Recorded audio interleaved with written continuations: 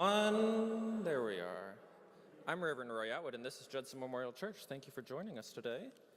We usually start our service with a bit of announcements, so I don't know if anyone has any. I know coffee hour will be a little bit different today because we have this fun thing where we do coffee hour outside because of the pandemic, but we wish we could do it inside because of global warming. So it's just this fun little game we're playing with the world. So Suresh, did you want to do a coffee hour announcement?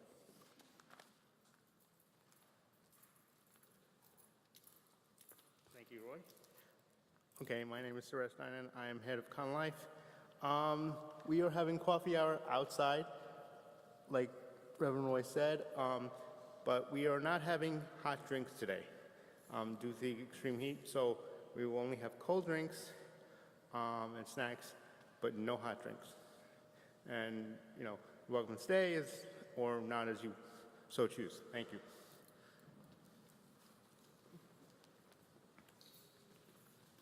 Beautiful. Anyone else with any announcements? I just want to also point out that West Village Chorale is continuing their Summer Sings series, so they'll be here in the space tomorrow evening if you want to join in the Summer Sings. And that's the only thing we have going on in the building this week. So it's a light week during the summer. Keen, you want to do an announcement? Yeah.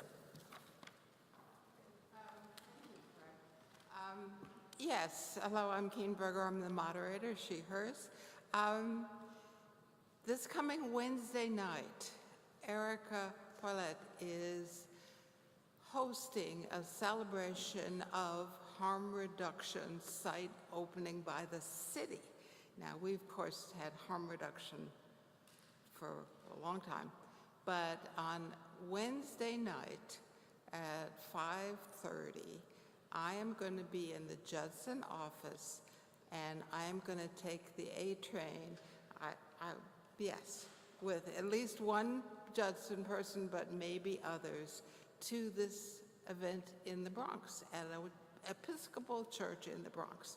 So if anybody else wants to join and celebrate finally one more effort toward harm reduction that Judson began and people continue.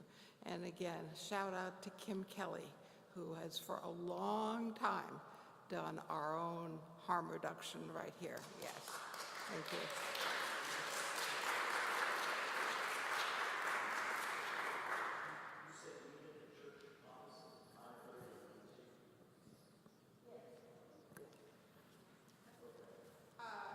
Yes, 5:30 in the church vestibule, in the church office vestibule. I will meet whoever, and we will take the A train to the Bronx.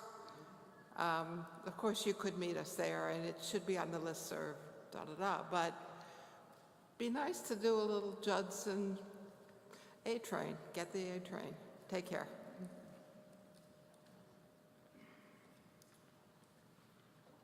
And now we're going to get our service started with a piano improvisation by our own Henko Espak.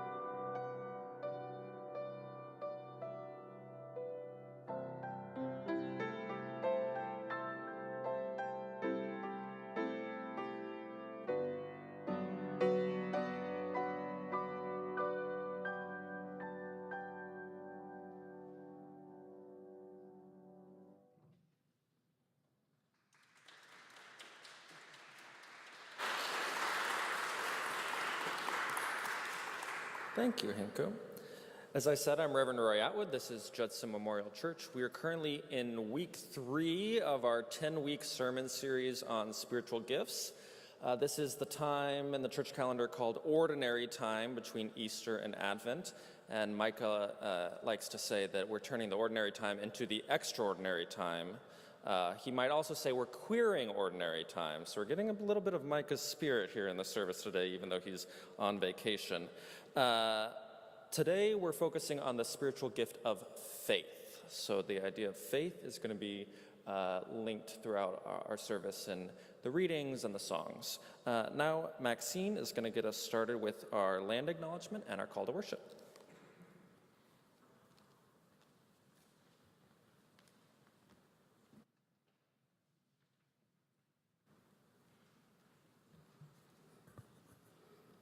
We acknowledge that our services take place in a building that was constructed using the profits from a corrupt oil company, in a city that grew wealthy by doing business with slave owners, and on land that was stolen from the Lenape people by force. We acknowledge that, and we acknowledge that we have not atoned for these sins, and for that we ask for forgiveness. Then join me in the call to worship. We are called to be people of faith in the midst of the world, and so we mix our worship and work, our faith and our life. We gather here as people who live in the world, and yet we gather as people who have been called to see the world from a different viewpoint. God has called us together. God has called us to be part of a community. God challenges us to consider questions of priority as we engage with the world. In this time together, may God open our hearts, minds, and eyes, allowing us to see deeper, helping us to live in the world, while still offering a challenge to the ways of the world. Now the opening song. Now for our opening song each week, we've been singing Al Carmine's classic, Many Gifts, One Spirit. We thought maybe you've gotten a little tired of singing Many Gifts, One Spirit, so we're just doing the first verse only so that we can keep the spirit alive and not drag a little bit. And then we're going to seamlessly, I hope, transition into Faith is Such a Simple Thing, also by Al Carmine's, conveniently. So rise if you're able and join us in the opening song.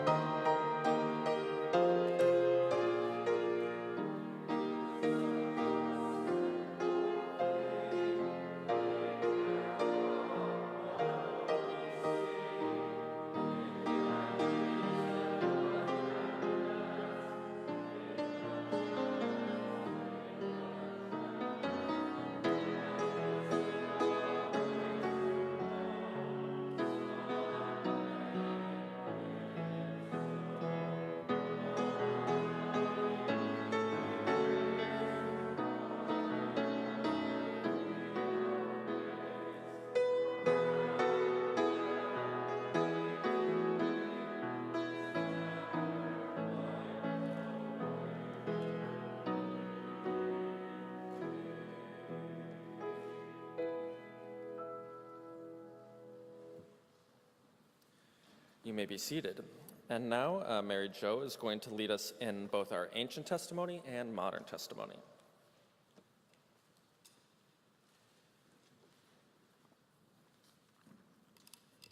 Good morning, everyone.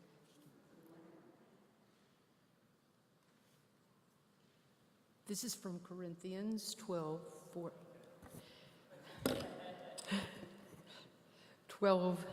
to 11. There are different spiritual gifts, but the same Spirit, and there are different ministries and the same Lord, and there are different activities, but the same God who produces all of them in everyone. A demonstration of the Spirit is given to each person for the common good.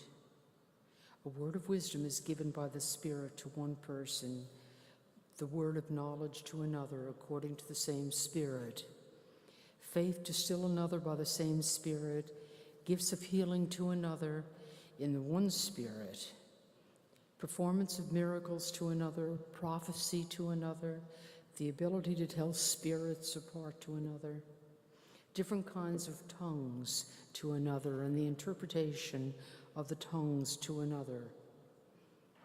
All these things are produced by the one and same Spirit who gives what he wants to each person. The modern testimony. Returning, we hear the larks by Isaac Rosenberg. Somber the night is, and though we have our lives, we know what sinister threat lurks there. Dragging these anguished limbs, we only know this poison-blasted track opens on our camp, on a little safe sleep. But hark, joy, joy, strange joy. Lo, heights of night ringing with unseen larks, music showering on our upturned and listening faces. Death could drop from the dark as easily as song, but song only dropped like a blind man's dreams on the sand by dangerous tides. Like a girl's dark hair, for she dreams no ruin lies there, or her kisses where a serpent hides.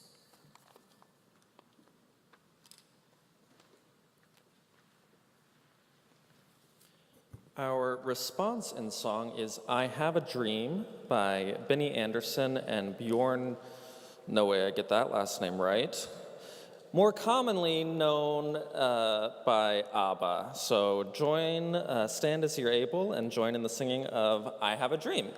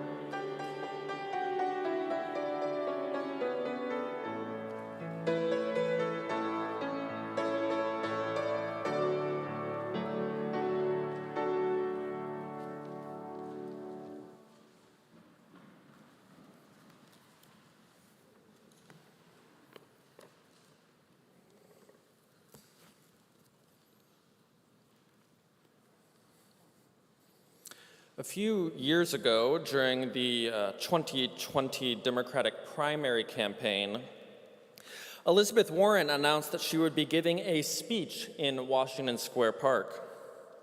I was interested in Warren's campaign and considering voting for her, so I figured I'd stick around after work to see what she had to say. Given that I work in a building that looks directly onto the park, I thought I would be clever and avoid the crowd by finding some way to view her speech from Judson. Now, I could have watched her through the window that spins open at the top of the wooden staircase at the 55 Washington Square South door. However, you might remember that this was the time when we were doing construction on the roof, and NYU was doing construction on the tower, so that particular window was covered in scaffolding. Instead, I decided that I would use the scaffolding to my advantage. As you may know, on either side of the stage behind me are spiral staircases that lead up to a series of rooms. These rooms are filled with a wide variety of creepy items, including a toilet so small that it could only ever have been used for potty training toddlers, a large bag of McDonald's Happy Meal toys, and a door that previously opened onto the roof of Judson House, but now opens straight into a brick wall. The only logical conclusion one could reach is that the rooms are the living quarters of a collection of orphan ghosts, as if Newsies had somehow gone terribly wrong. The room in the middle, directly above the rose window, is primarily dominated by an HVAC unit mounted to the ceiling that comes down about 4 feet above the floor, which makes it difficult to navigate for adults, but of course poses no problems for the orphans, even if they weren't ghosts. Behind that unit is a window to the outside world. When you climb out that window, you find yourself on a bit of a terrace between the Judson Church building and the NYU building that houses the Judson offices. And that terrace extends about 10 feet on either side before it drops off to another level much lower. So in normal times, it's impossible to walk all the way to the side of the church on Thompson Street. But my friends, these were not normal times. Remember, the building was covered in scaffolding, and that window was bisected by a wooden beam. So to exit the window, you had to slither your way out through the small space between the beam and the top of the window frame. And that's exactly what I did. And then because of the scaffolding, I could walk the full length to the edge of the building and look straight into the park under the arch and see Elizabeth Warren. Now, for those of you who regularly attended Sunday school or VBS growing up, you might think that this story sounds familiar. To my ear, it's quite similar to the story of Zacchaeus, a tax collector who went to see Jesus speak. However, because the crowds were too large, Zacchaeus climbed a tree to get a better vantage point. And Jesus recognized Zacchaeus' devotion, so he decided to host the after party at Zacchaeus' house. At least that's how I remember the story. Now, I'm no tax collector, but I am responsible for collecting all the donations and payments to Judson, which makes me at least somewhat analogous to Zacchaeus. And Elizabeth Warren is no Messiah, but okay, no, even I won't go that far. The point is, I'm up on the roof, and I can see Elizabeth Warren. Though I'm using the word see loosely. In fact, I've included in the bulletin a photo of her from my vantage point. And just in case it's not obvious, I've circled her in the photo. You can almost tell that there's a person there. So maybe I didn't see her, but I do have faith that she was there. We've now reached our third week in our summer sermon series on spiritual gifts, and the gift of faith is where we find ourselves. The biblical Greek word for faith found in our ancient testimony today is used 244 times throughout the New Testament, and it means the conviction of the truth of something. You might be familiar with its use in Hebrews 11, which says, "Faith is the substance of things hoped for, the evidence of things not seen."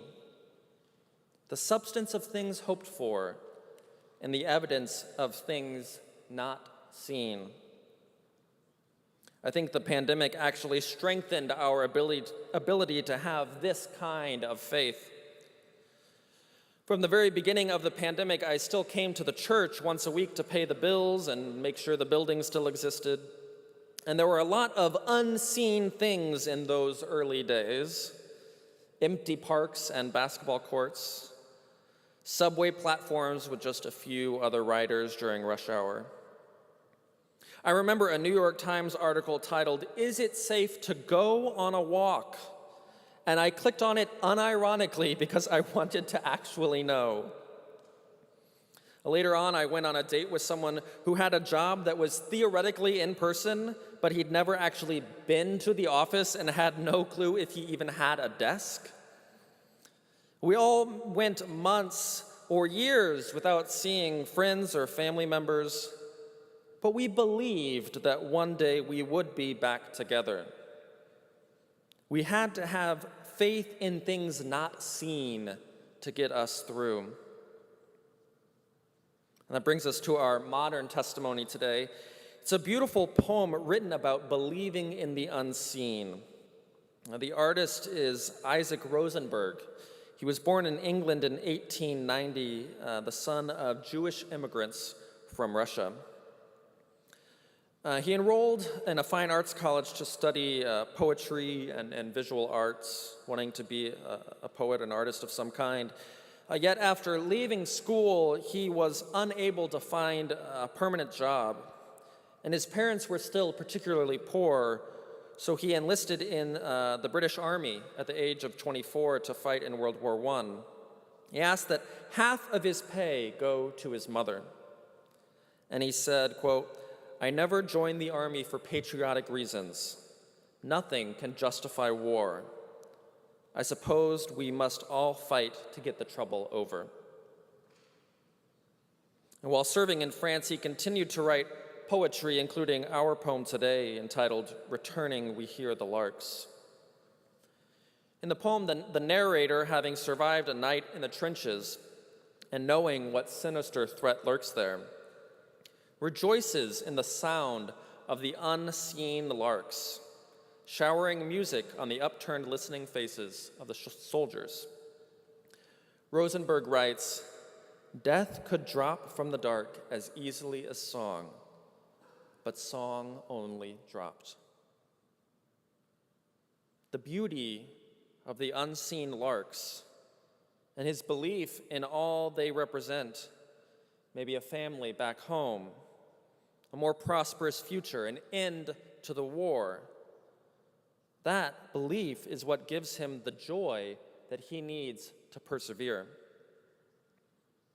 Unfortunately for Rosenberg, he wouldn't actually survive the war. He died in battle in 1918 at the age of 27. Somehow I think that this makes his faith in a better future all the more poignant. And thus, it then becomes essential that those of us with the gift of faith continue to exercise it. If I can adapt Mitch McConnell's infamous quip about Elizabeth Warren herself, nevertheless, we must persist. We must continue to have faith in things that are unseen, to believe that a better world will come to pass. We must work to make our dreams into a reality. A world, and I can't believe I wrote this today or this week, a world in which raped children aren't forced to continue their pregnancy. A world in which same-sex couples don't have to worry that their right to marriage is under attack. A world in which each passing summer doesn't make it increasingly obvious that we're destroying our planet. and a world in which the zip code in which you're born and the color of your skin don't have an outsized impact on your ability to prosper. It's vital that we insist on believing that a better world exists. In terms of Judson itself, our transition report likewise includes a vision for the future. On page 26, you'll find a bulleted list that includes, among other things, a larger congregation with significantly more people of color and younger families, a diverse and growing membership that is immersed in social justice and the arts, and a voice of leadership in local and national arenas. Now, I hate to be the bearer of bad news, but that list is currently a list of things unseen. But with a lot of persistence and maybe a little bit of faith, we can make it a reality. Amen. Now, our special music is I Can See Clearly Now, written by Johnny Nash. Stand if you're able and join in singing.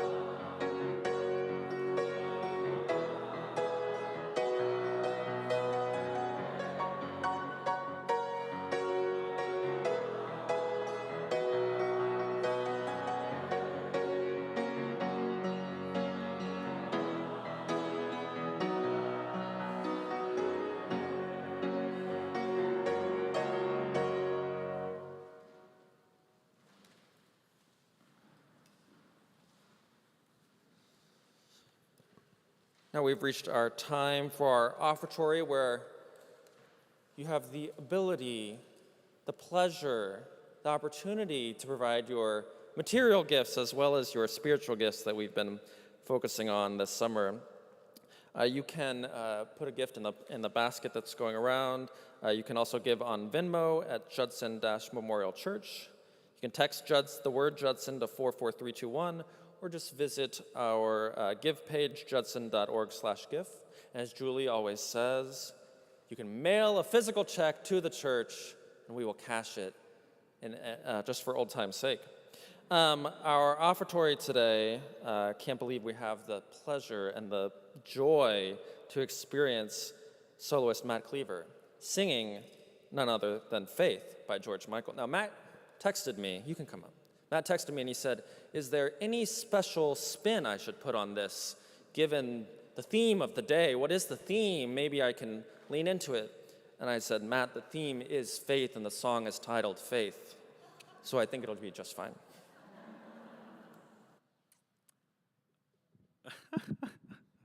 Good morning, everyone. I was gonna put on my shoes, my Jimmy Choos, and like do a face, but Micah absconded to Berlin with the beard trimmer, and I don't really have an eyeshadow to match my neck beard. So, but I did put on a Lee Gilliott shirt.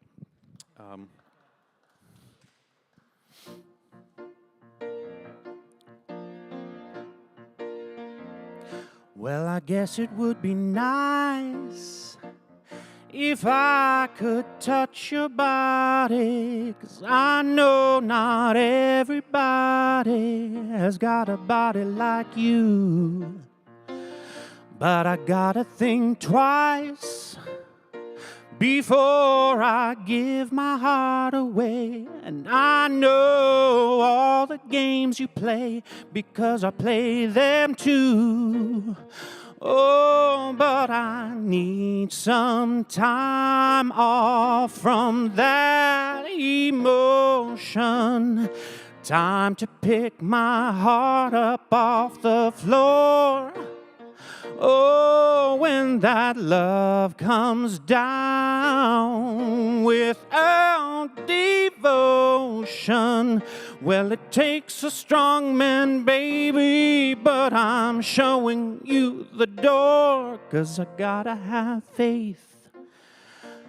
I gotta have faith. Yes, I gotta have faith, faith, faith. I gotta have faith, faith, faith. Baby, I know you're asking me to stay. You say, please, please, please don't go away. You say I'm giving you the blues. Maybe you mean every word you say. Can't help but think of yesterday and another who tied me down to the lover boy rules before this river becomes an ocean.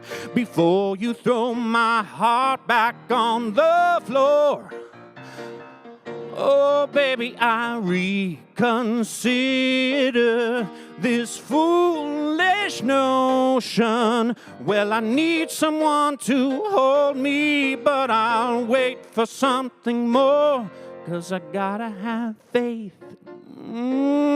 I gotta have faith. Yes, I gotta have faith, faith, faith. I gotta have faith, faith, faith. Do do do do do do do do do do do do do do do do yes. Oh yes. Da da da da. I got to have faith before this river becomes an ocean.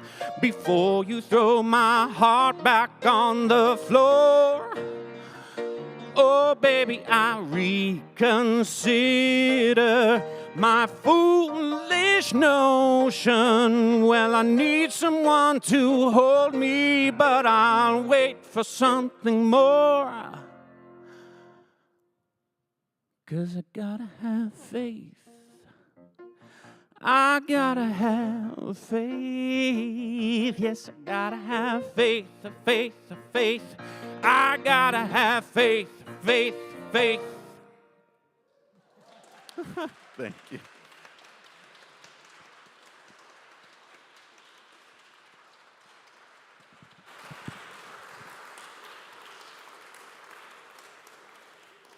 Thank you so much, Matt.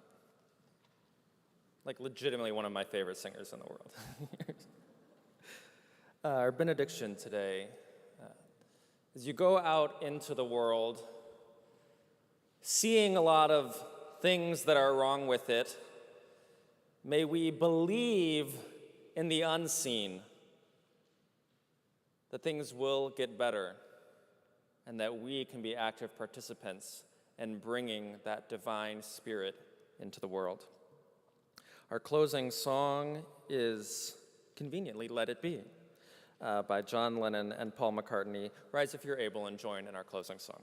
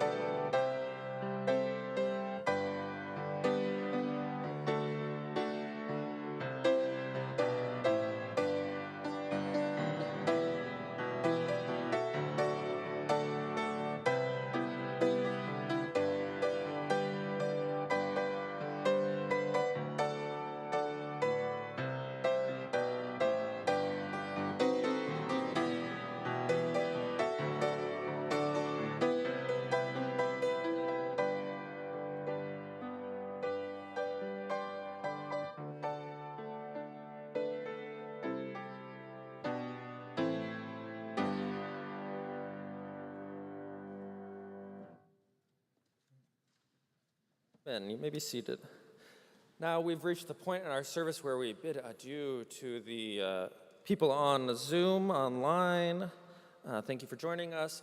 Holly Bean will be leading them in their time of celebration and concern, so thank you to Holly for volunteering to do that, or accepting the voluntold.